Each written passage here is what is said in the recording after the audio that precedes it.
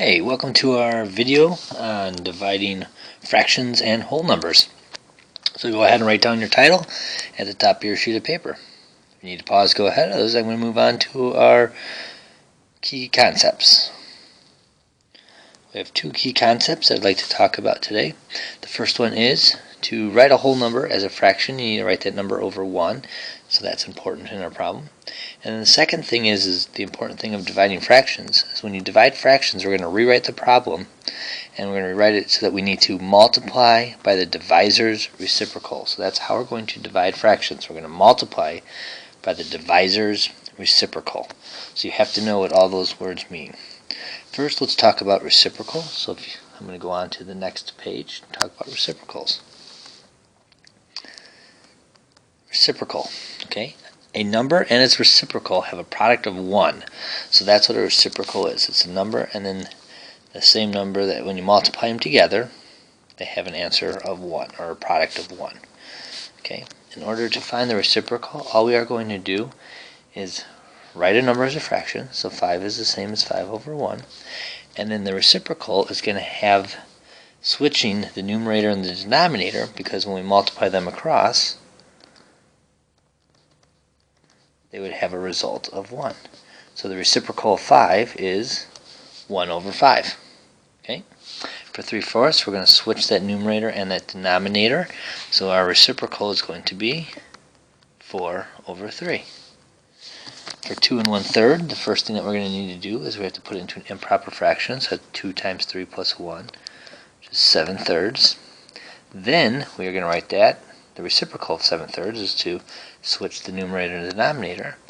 So that would give me 3/7.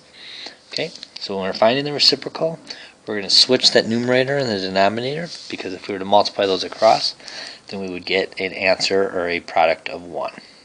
Okay, I have a couple examples, so let's move on to those. If you need to pause, go ahead and pause for this reciprocal. Otherwise, we're going to move on to the next section. Okay, example 2, let's divide a whole number by a fraction. So in order to divide a whole number by a fraction, we're going to rewrite our problem. First, remember 8 is the same as 8 over 1. So I'm going to rewrite that as 8 over 1. Okay, and then my rule for dividing, remember, was to multiply by the divisor's reciprocal. Now, you need to know what the divisor is.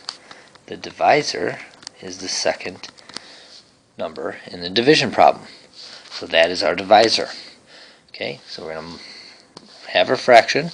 8 is 8 over 1, and then instead of dividing by 3/4, we're going to multiply by the reciprocal. Okay, so instead of doing 8 divided by 3/4, we're going to rewrite that as 8 times 4/3, multiplying by the divisor. Okay, now we just multiply like we do any multiplication problem. 8 times 4 is 32. 1 times 3 is 3. That's an improper fraction, so I'm going to rewrite that. 3 goes into 32 10 times, with 2 left over, 10 2/3. Okay? If you need to pause and write that down, go ahead. Otherwise, I'm going to move on to our next example. Okay, in our next example, we're going to do the same thing. Okay, so first thing I'm going to do is I'm going to write 12 is 12 over 1. So I have that. Now I'm going to rewrite my problem as multiplying by the divisor's reciprocal.